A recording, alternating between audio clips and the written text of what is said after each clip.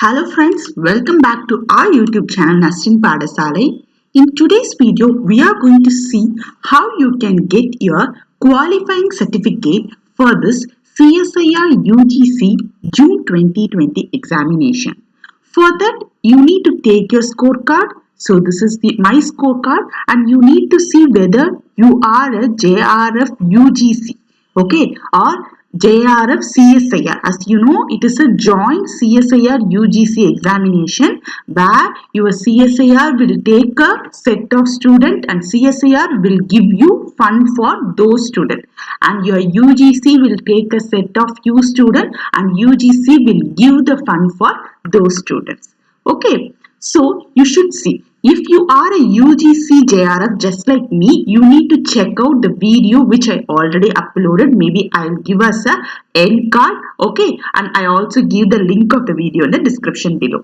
If you are a CSIR aspirant like JRF CSIR means, I'll tell you the procedure which you have to follow. So today's video we are going to see how you can get your qualifying certificate for the CSIR JRF. Okay, so when the result has been declared, the detailed procedure for obtaining your qualifying certificate will be mentioned in the end of the result page. In this 2020 June examination, we got our result out. If you saw the result PDF at the end, they will say instruction for obtaining the eligibility certificate will be notified separately. But till now, there is no notification. Maybe we have to wait for another 1 week to get the notification from the official website of CSIR. Okay, once the notification has been released, you need to send a self-attested. That is, you need to take a certificate or following documents and you need to put your signature along with the date and you need to send to the section officer. I'll tell you entire address for you. Okay, so these are just a proof that your educational qualification and your eligibility to get the award. This is just like a verification. So checklist is that make sure you're having your mark statement, that is your scorecard with your hand, admit card with your hand and your 10th standard certificate, okay, and your degree certificate or a provisional degree certificate. Like if you completed MSc, you should have your degree certificate with you, okay, and final mark statement, that is consolidated mark statement you will be having, okay. This degree will be given in like your college affiliated university, okay. It will be a degree certificate, whereas this final mark statement will mention your marks. They will check whether you're having any arrear or not, okay, and you should also mention your CGPA, okay, so that if your rank or your result is in CGPA, then you have to provide the conversion formula of their respective university or certificate from the concerned university, clearly stating the percentage of mark in the qualifying degree certificate. You no need to worry about these things. If you take the final mark statement, definitely at the end of your final mark statement, you will find the answer for this question. And if it is a dual degree, then you need to provide your marks for the dual degree.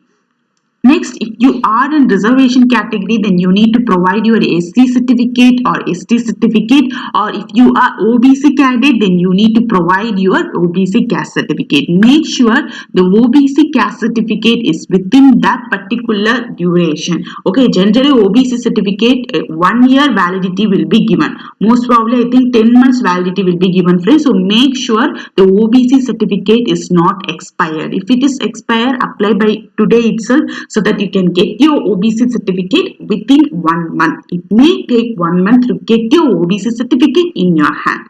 Next, if you are a PWD candidate, then you should submit the required certificate, and if you are a EWS candidate, then you should also submit the required certificate, but they have given a format for you to submit the EWS certificate.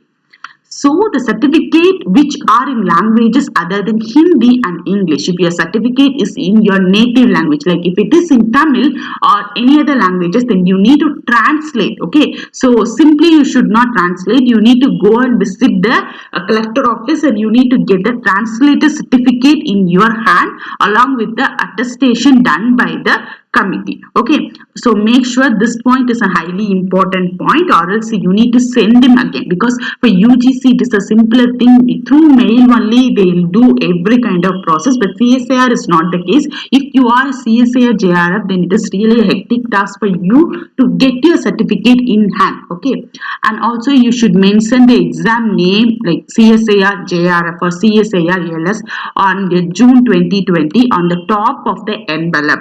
Okay, and you should also mention your roll number and your slot. Okay, for sending the document by post, generally go for the speed post or registered post in order to ensure the arrival of your documents. So once the certificates are verified by the concerned authority, it will be taking 15 days time, and they will send you a award letter. If they found anything wrong, then they will tell you in mail you have to resend your document. Okay, so final certificate will be sent by a post to your home address. So make sure you are giving a correct home address along with the correct phone number.